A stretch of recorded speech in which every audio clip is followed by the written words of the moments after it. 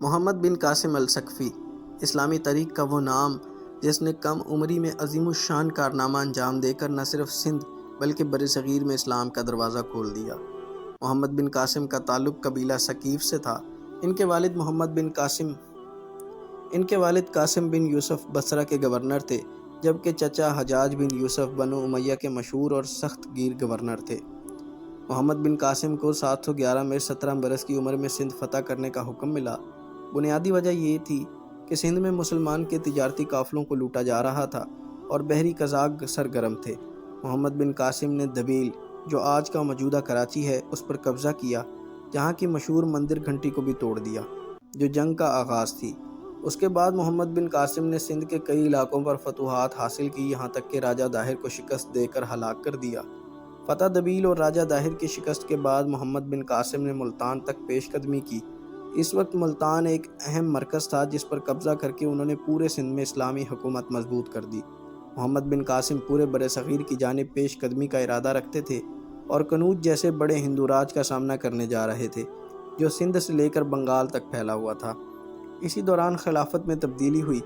خلیفہ ولید بن عبد المالک کی وفات کے بعد اس کے بھائی سلمان بن عبد المالک تخت نشین ہوئے۔ سلمان بن عبد المالک کو حجاج بن یوسف اور اس کے خاندان سے شدید عداوت تھی، جس کا اثر محمد بن قاسم پر بھی پڑا۔ محمد بن قاسم کا کوئی ذاتی قصور نہ تھا، مگر وہ حجاج کا بھتیجا تھا۔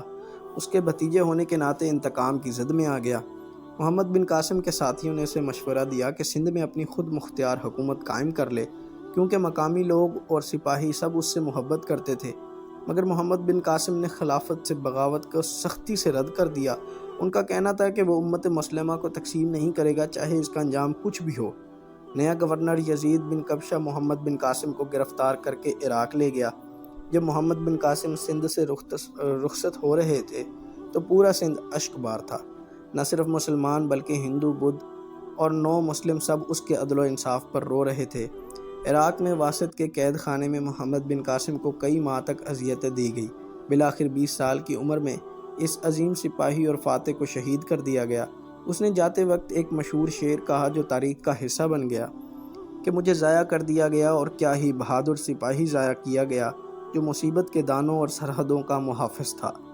محمد بن قاسم کی وفات کے بعد سندھ میں اسلام کا چراغ جلتا رہا، اسی لیے اس کو باب الاسلام یعنی اسلام کا دروازہ بھی کہا جاتا ہے۔